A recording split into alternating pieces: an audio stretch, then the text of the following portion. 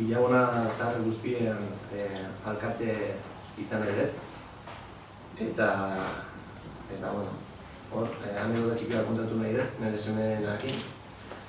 Banento zen, Villagona kotxian, eta ez geunden hitz egiten ezertaz, hortaz. Eta bat-batean, nire semeak esaten diate. Aita, badakit, alkate hona izango zidala, zeatik aita hona zera gutekin, eta badakit herri ondo zen duguzula, eta hori netzako izan zen, kriston subido eta pentsatu ez da, zuen semeak hori izatea oso dago, sentitu nintzen. Eta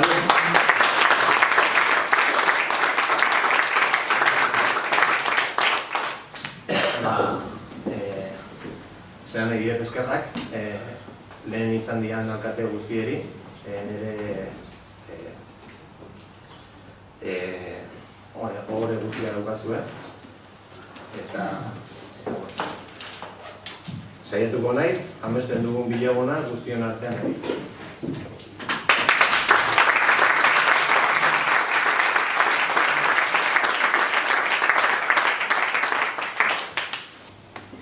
Guk, atzo aipatu genuen bezala, jarrera ireki bat izango dugu, oposizioko kide bezala.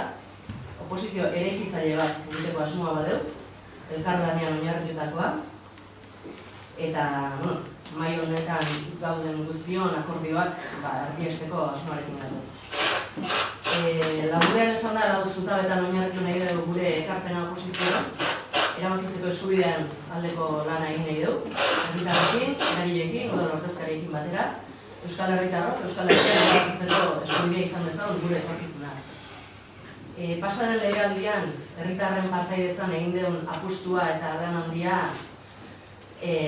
horren adibide garbina gaur egun dataun hemengo alderdi guztiek onartuta eta lan eginda gainera parte hartze ordenantza da.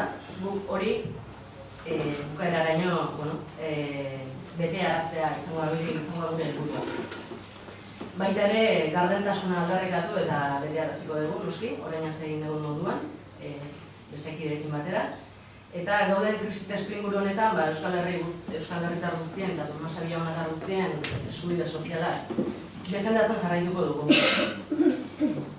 Gaur, udala gidatzeko erantzukizuna hartu duen EAJari ere, hitz batzuk izan nahiko genizkieke, erabakitzeko eskubidearen alde, gatazkaren konponbidean, euskararen normalizazioan, gure kulturaren sustapenean eta oroak Tomasa Villagonarentzat. Onak, onuragarriak, Tomasa Villagonatarrentzat, onak diren erabaki guztietan, elkarlanean aritzeko prest daude. Hor gure eskuluzea. Uste dugu adostasunetik haratago, desadostasunetatik haratago, abertzaleon arteko batasunak soilik eramango gaitula buru jabetzara, beraz, etorkizuna badugu uste.